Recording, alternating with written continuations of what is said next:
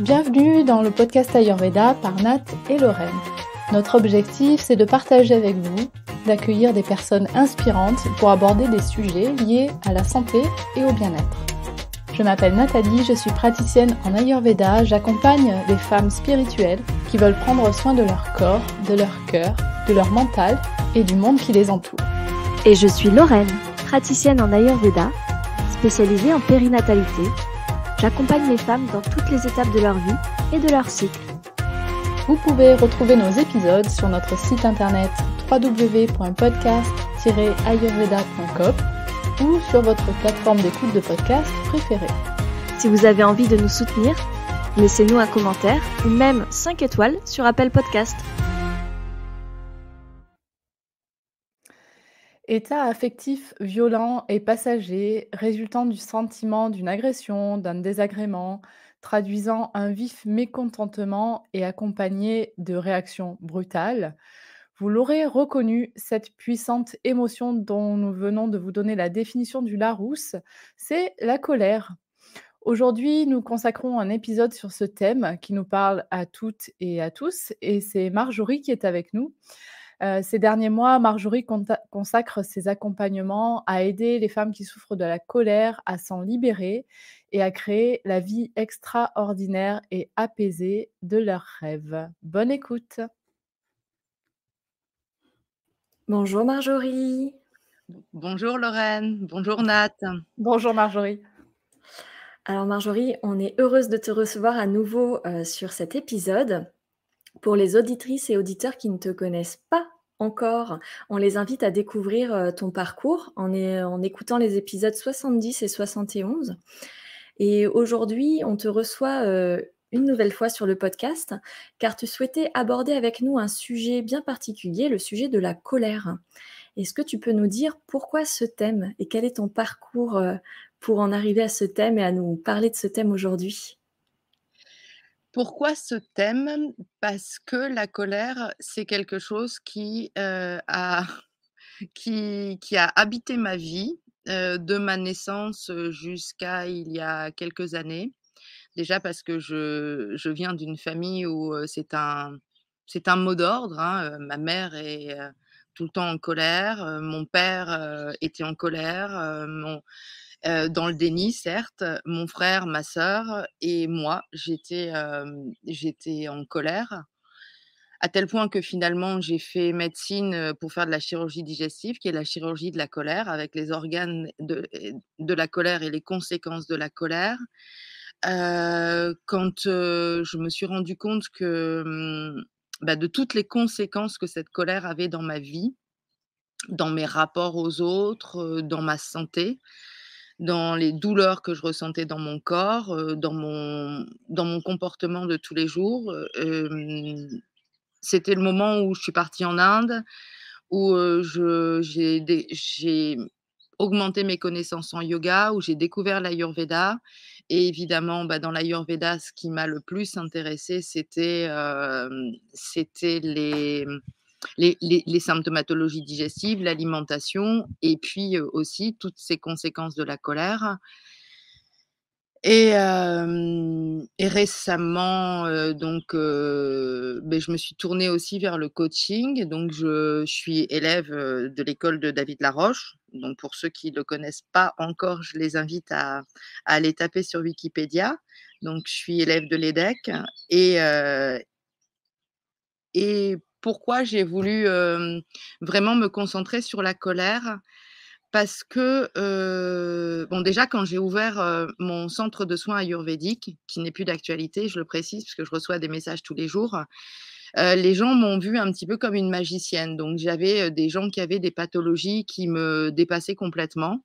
Je sais pas, je suis paraplégique, est-ce que l'Ayurveda peut me sauver?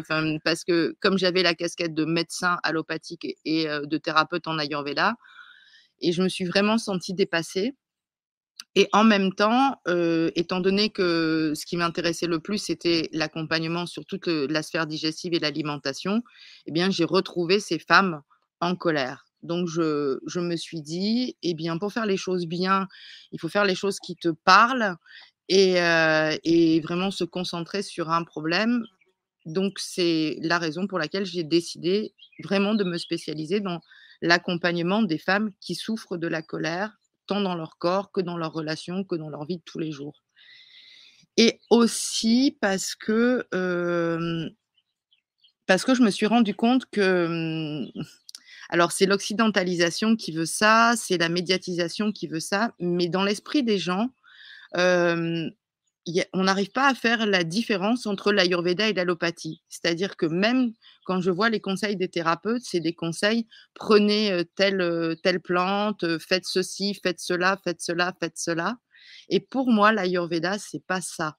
L'ayurveda, c'est, beaucoup plus proche de l'approche qu'on va avoir avec le coaching, c'est-à-dire, aider les gens à aller mieux par eux-mêmes, soigner l'ensemble de l'esprit, soigner l'ensemble du corps. Et quand on vient me dire: «Bah, qu'est-ce que vous me conseillez de manger? Quel aliment je dois retirer de mon alimentation? Quelle plante je dois prendre?» Pour moi, c'est pas de l'ayurveda. Donc c'est de la naturopathie, de la phytothérapie, de l'allopathie, en fait. L'allopathie, c'est ça, hein. L'allopathie, c'est je soigne un symptôme.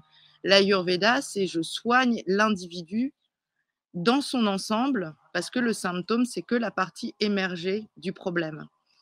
Donc, donc dans mon côté rebelle, je me suis dit: «Eh bien, je vais inclure, l'ayurveda comme je l'entends, avec le coaching, avec le yoga, avec la méditation pour vraiment faire un accompagnement qui est personnalisé et pour, aider ces femmes à aller où elles veulent aller». Mmh. Avec une approche vraiment globale et en tenant compte, de toutes les parts de la personne que tu accompagnes. Oui, parce qu'en f oui, parce qu'en fait, on est dans une époque où, on se dit: Je vais avoir des consignes, je vais avoir un traitement, je vais faire ce traitement et j'irai mieux après». Mais en fait, c'est jamais comme ça que ça marche. C'est d'abord être, puis faire, puis avoir. Je suis pleinement consciente de ce qui va pas chez moi, tant au niveau mental qu'au niveau physique. Je suis prête à aller, à changer, à mettre les choses en place. Je vais faire et là, je vais avoir, bah, la vie extraordinaire, que j'ai envie d'avoir. Mais dans l'autre sens, ça fonctionne pas. Du coup, dans cet, épisode, on va vraiment aller à la rencontre, de cette colère. On va aller à la rencontre de ce qui se passe pour les personnes qui ressentent, cette colère-là. On va aller voir, les effets qu'on peut observer sur le corps parce qu'il y a des choses à la fois sur le corps et aussi sur le mental et puis on discutera très certainement de comment est-ce qu'on peut canaliser, cette colère, apaiser cette colère. Je sais pas les termes que tu utilises, on en parlera un petit peu après. Mais pour démarrer, est-ce que tu peux définir, nous donner une certaine ta définition en tout cas de la colère? Qu'est-ce que c'est pour toi? En fait, toutes les émotions sont utiles et la colère, c'est quelque chose d'utile évidemment, puisque, l'univers est ainsi fait, c'est une question d'équilibre. Il y a pas de paix sans guerre, il y a pas de sérénité, sans colère, il y a pas de joie sans tristesse. Pour moi, là où ça devient problématique, c'est quand on a un déséquilibre et que cette rage, mais pas dans le sens, je vais surmonter un obstacle, mais cette rage dans le sens je me consume, je sens que ça bout à l'intérieur de moi, j'ai, mon esprit qui est, dans la réactivité et pas dans l'action, où je souffre dans mes relations sociales, je souffre dans mon corps, là, ça devient problématique. Donc les manifestations, enfin la définition, elle est très variable parce qu'il y a des gens qui vont me dire, «Moi, je suis pas en colère, mais alors, je suis dévoré à l'intérieur de moi». Mais si, c'est de la colère. En fait, c'est pas parce que tu exploses pas que tu te mets pas à crier, mais si tu as, ce feu intérieur qui te ronge, ce poids à l'intérieur, ces pensées qui s'agitent en toi, c'est de la colère intériorisée, mais c'est de la colère et c'est pas du tout confortable de vivre dans cet état-là. Avoir, avoir de la colère pour, se rebeller contre quelque chose, qui te déplaît, oui, bah, moi, si on vient, on me frappe, je vais pas dire: «Ah merci, c'est cool». Ça, c'est un équilibre. Mais est-ce que, si on vient, on me frappe, je vais, le poignarder, de 10 coups de couteau et puis après être dans une ébullition? Non. Hem, Oui, il y a donc différents niveaux et différents types de colère, en fait.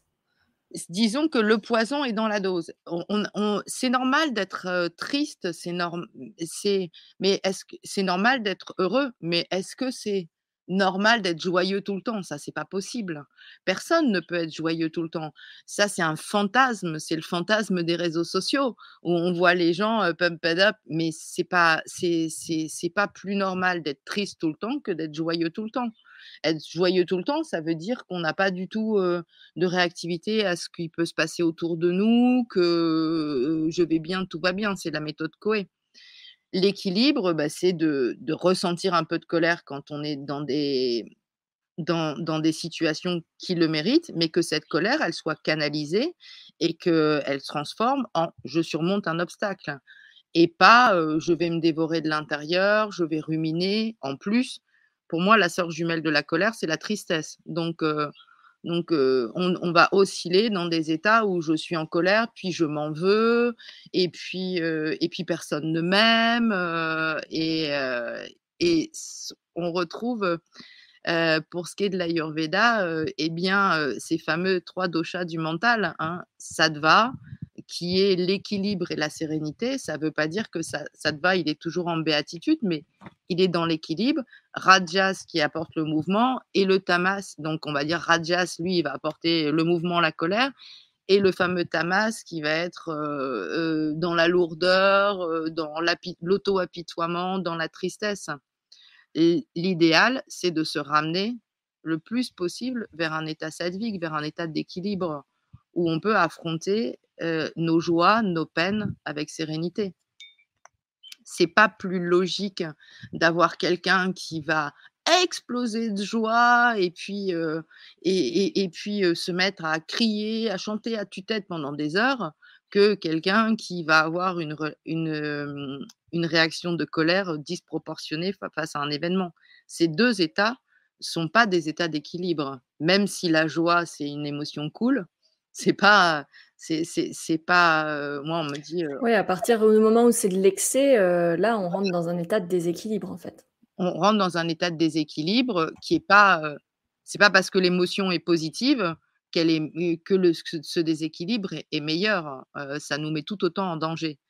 Donc une vie apaisée, pour moi, c'est une vie où on est aligné, où on est écologique avec, les 8 domaines de sa vie.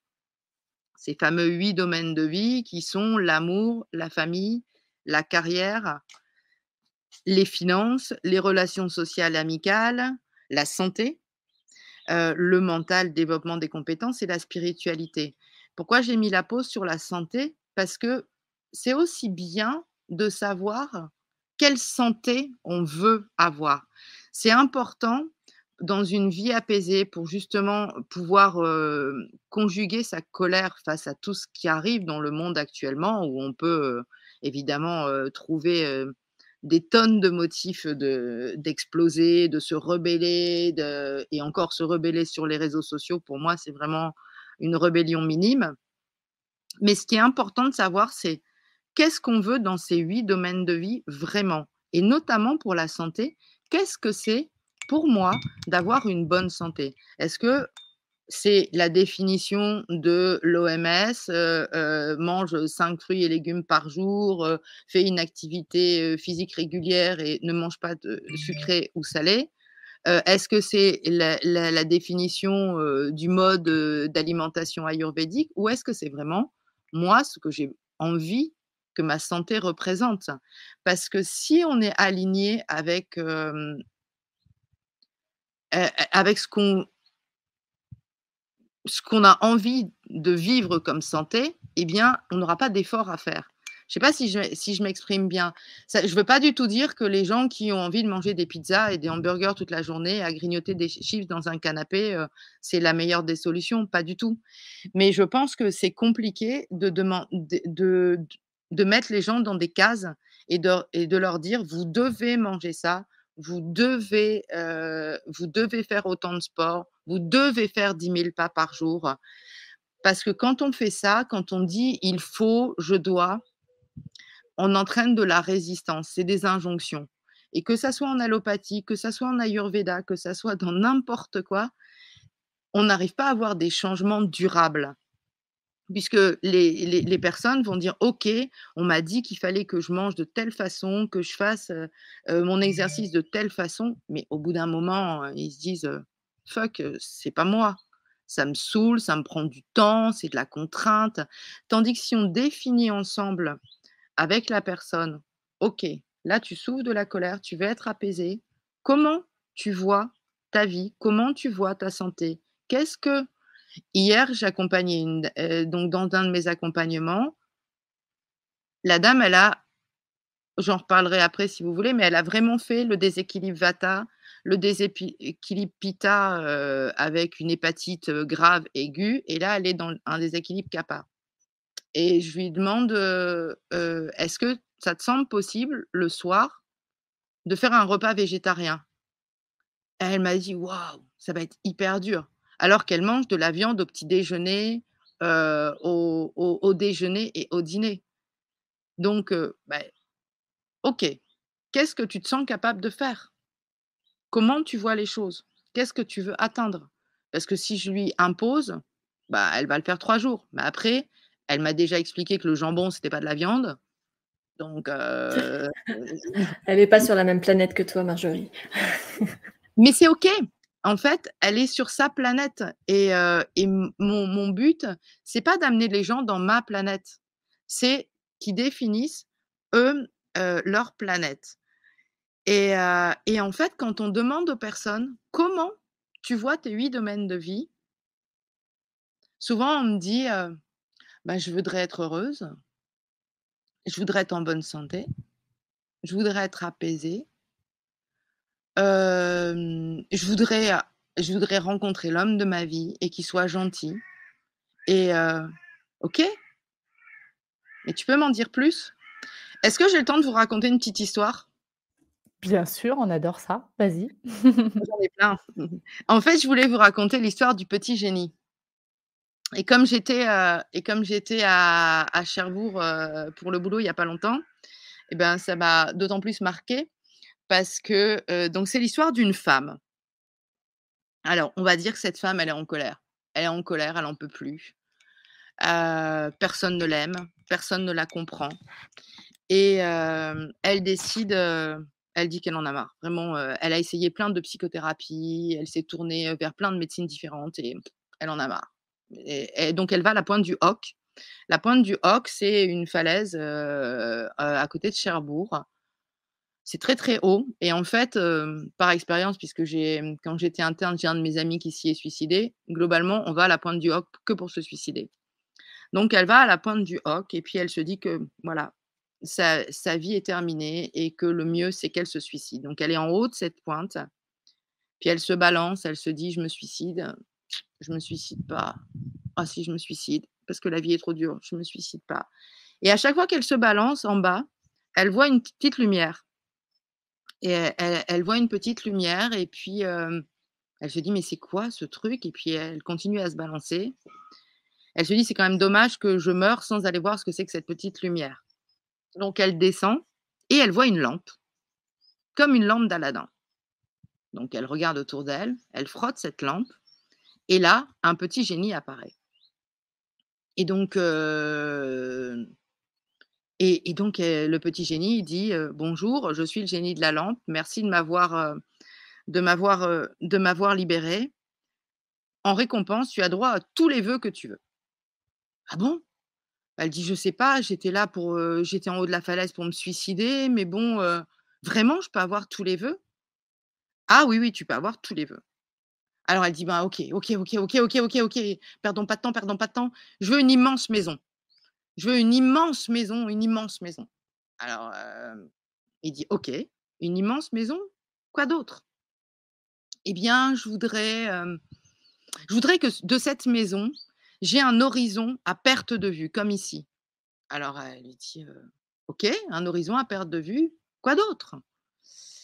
«Je voudrais 2 millions». «Ah ouais, 2 millions, ça serait magique». «OK, quoi d'autre?» «Je voudrais un homme qui m'aime d'un amour, sans limite, sans limite et qui n'est Dieu que pour moi et qui m'aide». «OK, quoi d'autre?» Alors elle dit: «Bah, vraiment, là, si j'ai ça, j'ai plus aucune raison de me suicider, quoi, donc ma vie, elle sera merveilleuse». Alors le petit génie, il claque des doigts, la femme s'endort, il reclaque des doigts, elle se réveille et là, elle se réveille dans une immense maison, mais une maison horrible, avec des murs pleines de suie, avec des rats qui courent partout. Alors elle se dit: «Mais je suis où? Je suis où? Mais c'est quoi ce truc?» Elle se dirige vers la fenêtre et là, il y a un horizon à perte de vue, mais de centrales nucléaires. Et puis, ouais, elle commence à paniquer, elle dit: 2 millions, 2 millions, 2 millions». Elle cherche, elle cherche, elle cherche, elle descend dans la maison, elle trouve dans une pièce dégoûtante, elle trouve un vieux coffre, elle l'ouvre, 2 millions de roupies.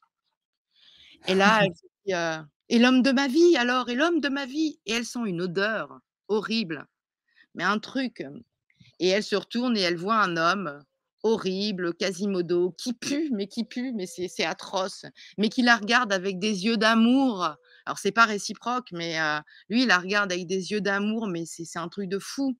Alors là, elle refrotte la lampe, elle appelle le génie, elle dit: «Mais vous êtes fou ou quoi? Mais qu'est-ce que vous m'avez donné? Mais qu'est-ce que vous m'avez donné là? Regardez, regardez où je suis!» Et le génie, il lui dit: «Mais vous m'avez demandé une grande maison, vous avez une grande maison. Vous m'avez demandé un horizon à perte de vue. Vous avez un horizon à perte de vue. Vous m'avez demandé 2 millions, vous avez 2 millions. Un homme qui vous aime, vous l'avez». Et en fait, donc tout ça pour dire que quand on n'est pas clair dans ce qu'on veut vraiment dans la vie, c'est là où nos émotions nous submergent, où, cette colère, elle va trouver que la vie, elle est injuste avec nous, qu'il nous arrive rien de bien, que personne nous, mais parce qu'on est maître de notre vie et de ce qu'on veut y mettre. Et c'est là où on va se rapprocher de l'état sattvique, de ce fameux état de ce fameux, équilibre que peut nous apporter l'Ayurveda. Quand nous, on est prêt à donner, donner pour notre santé physique, donner pour notre santé mentale, donner pour nos fameux 8 domaines de vie. Et se demander: «Qu'est-ce qui va me donner de l'énergie dans la vie? Qu'est-ce qui va faire que quoi qu'il m'arrive, voilà, beh, moi, aujourd'hui, même si ma pouliche, je l'ai dû l'euthanasier hier et que ma tristesse est immense, enregistrer le podcast avec vous aujourd'hui, ça me donne de l'énergie. Donc je sais qu'il fallait que je le fasse parce que ça me donne de l'énergie, beaucoup plus qu'être là sur un siège à me dire: «Oh, c'est pas juste, pourquoi? Pourquoi c'est comme ça?» Parce que c'est comme ça. Mais Mmh. elle me donne de l'énergie d'être là avec vous. Est-ce que tu crois que du coup la colère est utile dans une certaine mesure pour transformer et aller vers ce qui nous correspond dans la vie? Mmh, alors, évidemment, tout est une question de mots et de sens qu'on donne chacun. Moi, je pense que la colère, elle est utile pour moi, quand c'est de la rage d'aller vers l'avant, de la rage de surmonter mes obstacles. C'est là où cette fameuse colère, elle va être utile. De dire, «Je suis dans une situation financière de merde, et ben, j'ai la rage, je vais y arriver parce que je sais ce que je veux mettre, je sais». Heu tu es dans un job qui te plaît pas, tu as la boule au ventre, tu détestes ton patron. Mais pourquoi? Tu y restes. Parce que dire: «Ah, c'est compliqué». Non! Qu'est-ce que tu as envie de faire dans ta vie? Et on est tous capables. On est tous capables, de faire un virage à 180°, de rentrer dans une zone d'inconfort, de turbulence, mais de quitter ce qui nous plaît pas pour aller vers le mieux. Et ça, oui, là, elle est utile. On est tous capables, mais qu'est-ce qui manque alors à ces gens qui vont, tous les matins travailler, alors qu'ils n'ont pas du tout envie, alors qu'ils sont pas heureux? Qu'est-ce qui leur manque pour passer, à Bah, l'étape peut-être d'après qui est de changer de vie? bah, déjà, peut-être de juste se poser la question: «Qu'est-ce que je veux dans mes fameux 8 domaines de vie?» Qu'est-ce que et après, c'est pas toujours facile de le faire tout seul. Donc être accompagné par quelqu'un, ça peut être, ça peut justement être la main tendue pour faire ce qu'on a envie de faire. Mais, mais commencer à se dire dans ces fameux 8 domaines, en formulant au présent et pas au futur, parce que l'univers, il comprend pas le futur, mais qu'est-ce que je veux y mettre? Et en le décrivant le plus précisément possible.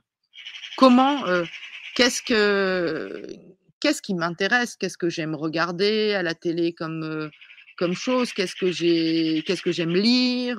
Qu'est-ce qui, heu même à la rigueur, quelqu'un qui dit: «Ben, moi, à part les jeux vidéo, il y a rien qui m'intéresse», ben, peut-être qu'en cherchant, tu peux trouver un truc à faire dans les jeux vidéo. Et peut-être que tes compétences de geeker, j'y connais rien, c'est pas du tout mon domaine, mais peut-être que tes compétences vont te donner l'idée qui va faire que, tout est possible. Mmh. OK. Donc, d'après ce que tu disais tout à l'heure, tu disais que la colère peut être utile dans le sens où c'est, tu vois, comme une forme de rage qui peut être transformatrice, mais que heu, si on la laisse, trop longtemps, en fait, nous dévorer, nous ronger, nous brûler de l'intérieur, ça peut avoir des conséquences, importantes. Quels sont justement les effets qu'on peut observer, de la colère sur notre corps, sur notre mental? Quelles sont les conséquences? Hem, Est-ce que tu veux, que je te dise ça ou est-ce que je parle des doshas? Je Alors je pensais surtout de manière, générale, en fait, les conséquences de la colère sur notre corps. alors, les conséquences générales, bah, c'est très simple, ma mère ma mère, c'est elle est en colère, voilà, c'est comme ça. Elle a fait de l'hypertension pendant très longtemps, elle a fait un AVC. L'hypertension, l'AVC, c'est typiquement des gens en colère. J'étais en coaching, ben, avec, à l'EDEC et je coachais une nana qui me demandait, bah, elle a du mal avec ses relations avec sa fille parce qu'elle lui donne trop de conseils et sa fille est hypocondriaque et tout ça. Donc bon, j'ai fait le coaching et sa fille, a, de l'urticaire, elle a des diarrhées importantes, elle a des gingivites, et des allergies à plein de choses. Et donc, à la fin, je lui ai dit: «Je peux te poser une question, est-ce que ta fille est en colère?» Elle me dit: «Ah oui, ma fille est en colère». Et en fait, il y a plein de symptômes comme ça. Je me souviens d'une dame qui venait me voir pour des diarrhées qu'elle avait depuis extrêmement longtemps. Elle avait fait des coloscopies, enfin, elle était allée taper un petit peu à toutes les portes. Et en fait, c'était une dame qui était extrêmement en colère pour plein de choses qui lui étaient arrivées dans sa vie. Parce que la colère, c'est, une émotion, c'est la partie émergée de l'iceberg. On a tous des raisons différentes d'être en colère. C'est, vous prenez 10 femmes en colère, leur raison d'être en colère, est pas du tout la même. Donc et les manifestations sur le corps de cette colère vont pas être, obligatoirement les mêmes. Mais tout ce qui est douleur abdominale, tout ce qui est un peu du domaine du domaine du fameux dosha pitta, tout ce qui est, urticaire, bah, les chalazions, tout ce qui est pathologie de l'œil, tout ce qui est hypertension, les AVC, il y a beaucoup de part de la colère là-dedans, les douleurs abdominales, les hépatites. J'ai une dame que je suis, qui a fait, voilà, une hépatite, grave, suite à un état de colère, colère personnelle, colère professionnelle, donc les conséquences sont pas, sont pas banales, sont pas banales sur notre corps. et qu'est-ce que je Les conséquences, donc tu disais les raisons, les conséquences vont différer en fonction des personnes. En revanche, est-ce qu'il y a, une façon de gérer, la colère ou il y en a, tout autant qu'il y a de personnes? Au niveau des accompagnements que tu fais, ça va à chaque fois être différent en fonction des gens ou tu as quand même des outils, des conseils, qui restent, comment dire? Globaux, qui peuvent aider tout le monde et que tu pourrais partager avec nous aujourd'hui? alors, mes accompagnements sont très personnalisés, mais il y a quand même des outils, qui permettent, de canaliser cette colère. Donc notamment, définir ce que j'appelle les valeurs, enfin, ce qu'on appelle les valeurs hautes, c'est-à-dire qu'est-ce qui est important pour soi dans sa vie. Parce que globalement, on se rend compte que, beh, on s'éparpille et puis ce qui est important pour soi, on le néglige. Être, être conscient qu'on a on a les 3 fameux cercles d'influence. Le cercle qui n'appartient qu'à moi, le cercle qui appartient, en interaction avec les autres, le cercle intermédiaire et le cercle qui ne dépend pas de nous. Donc, dans la gestion de la colère, juste se poser la question: «Est-ce que c'est quelque chose qui m'appartient? Est-ce que c'est quelque chose sur lequel moi seul peux agir? Ou si j'ai besoin des autres?» Le un exemple là, du podcast, heu, mon action, c'est de me connecter. Ça, c'est le cercle qui m'appartient. Que vous vous connectiez en même temps, bah, ça je dépends un peu de vous, donc c'est le cercle intermédiaire. Que le ciel sera bleu et que la tronçonneuse va faire du bruit pendant plus ou moins longtemps, ça m'appartient absolument pas. Et quand on se concentre là-dessus et sur la santé, c'est pareil, hein. C'est quand on est conscient, de qu'est-ce que je vais pouvoir moi mettre en place dans mon alimentation, dans ma façon de manger, dans ma façon d'avoir une activité et que ça n'appartient qu'à moi. Là, déjà, je suis acteur de ma vie et on n'est plus dans l'attente de quelque chose. On est dans, je vais agir sur moi. Et quand on regarde, par exemple, quand on est en colère, on mange pas du tout de la même façon que quand on est serein. C'est pour ça qu'en Ayurveda, on dit, mais même partout, on dit: «Mangez quand vous êtes dans un état de calme. Allez vous défouler», mais quand on est stressé, quand on est triste, on va aller manger des saveurs sucrées qui vont, aller nous conforter, aller nous faire un petit arc réflexe de dopamine mais ça, ce cercle, il est éphémère. Donc passer ce moment, donc c'est là où l'Ayurveda, par, le rééquilibre des doshas, par l'apaisement des doshas, a autant son importance que le coaching, voilà. Tu voulais parler tout à l'heure justement du lien entre les doshas et la colère et tu as cité, tout à l'heure, évidemment le dosha Pitta. Comment est-ce que tu vas utiliser, justement l'équilibre des doshas pour permettre d'apaiser la colère? Comment est-ce que tu accompagnes dans ce sens-là? Alors, bah, déjà, moi, juste pour faire un tout petit bref rappel, on a les 6 fameux doshas, les 3 doshas du corps, donc Vata, l'air, Pitta, le feu et Kapha, l'eau et la lymphe, le flegme et les 3 doshas du mental, Sattva, l'équilibre, Rajas, l'agitation, mais qui a aussi son côté dynamisme et Tamas, l'apesanteur et tous sont étroitement liés. Hem, on n'a pas un qui va se déséquilibrer donc Pitta Pitta je mets une petite note. Donc Pitta, eh bien, effectivement, avec le feu, c'est celui, qui est le plus associé aux manifestations de la colère. Mais souvent, quand même, on a eu un déséquilibre de Vata avant et puis quand on laisse bien Pitta, chauffer, chauffer, chauffer, chauffer, il va finir par déséquilibrer Kapha. Donc J'ai perdu ta question. Comment je rééquilibre? Ma Heu, question, c'était comment est-ce que tu utilises justement le rééquilibrage des doshas pour permettre, d'apaiser la colère?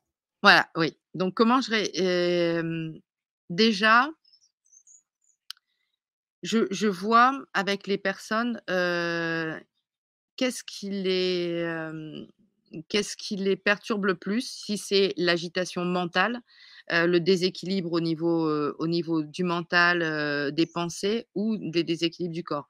Alors c'est lié bien sûr, mais le corps il est, à l'intérieur du mental et non l'inverse.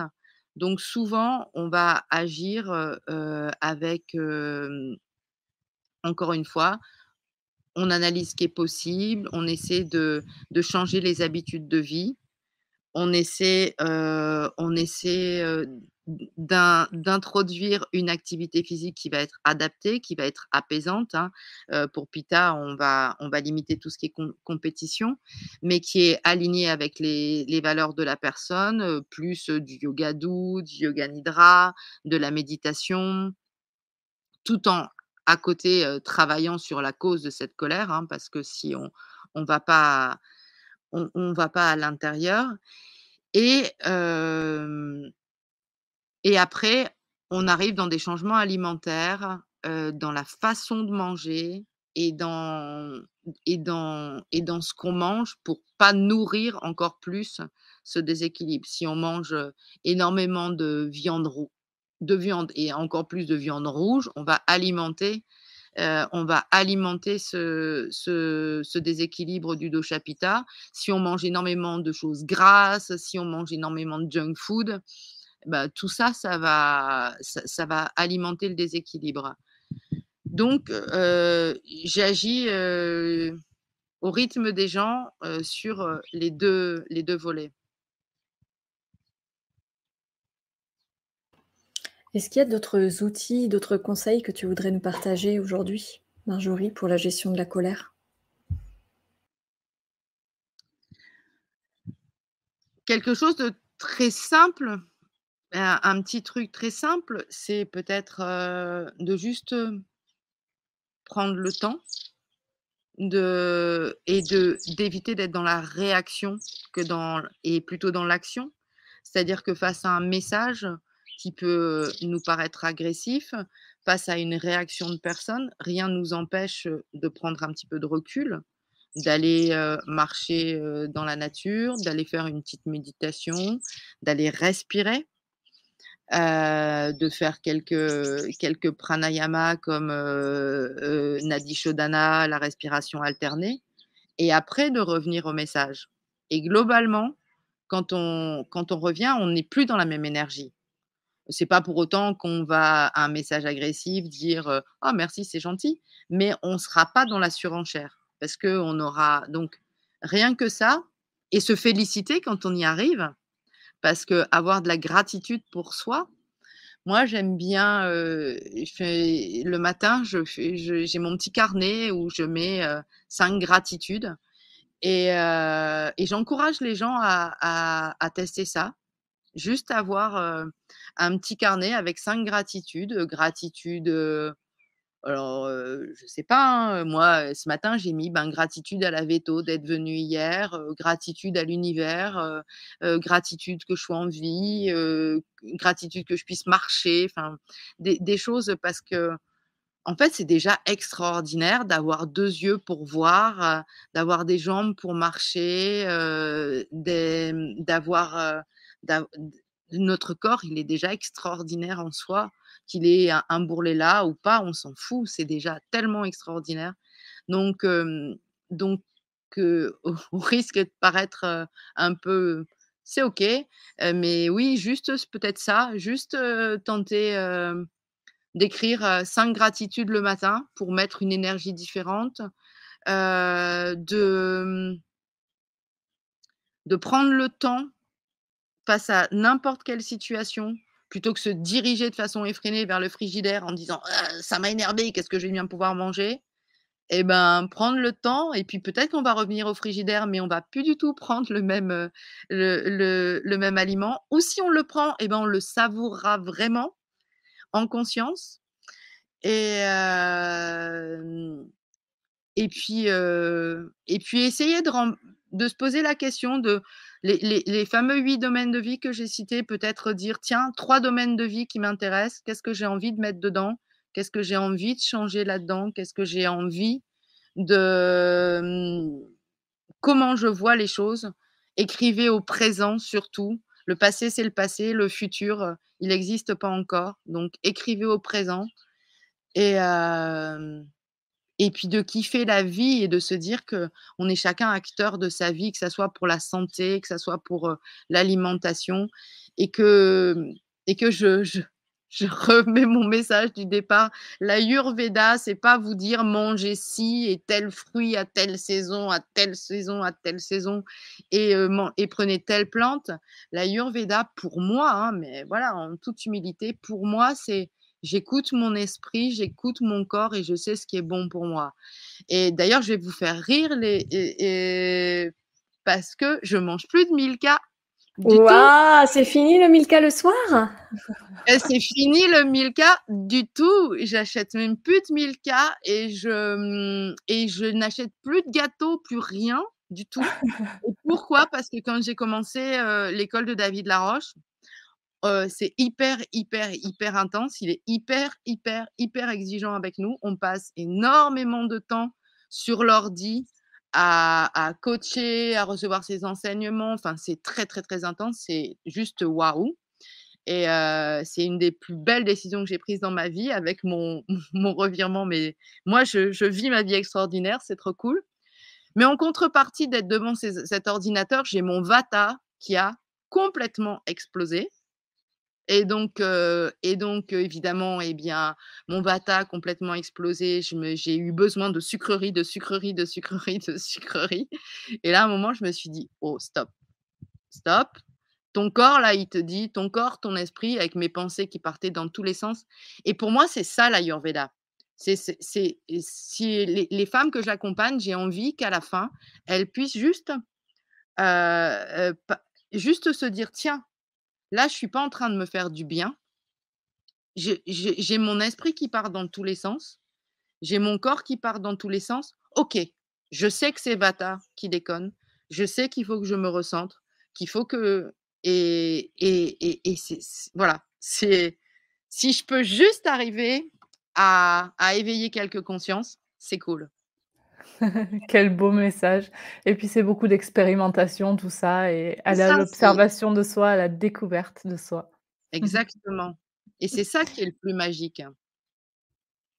Merci pour tous ces partages Marjorie. On arrive, tout doucement à la fin de cet épisode et on a quelques petites questions rituelles. Est-ce que tu es prête pour ça? Ouais. Alors la première question, c'est quel est ton rituel préféré à toi pour, t'apaiser dans les moments de colère? Pour apaiser ta colère? Alors mon rituel, je vais me faire du yoga et je médite. Voilà.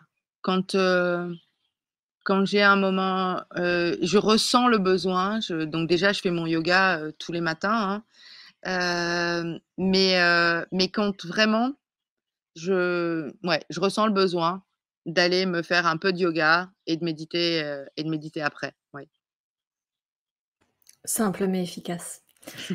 Est-ce que tu peux nous confier tes projets pour les mois, les semaines, les mois à venir? Alors, bah, donc, là, donc j'ai arrêté mon activité, à la clinique, je fais plus que des remplacements et donc j'ai lancé mon entreprise, d'accompagnement.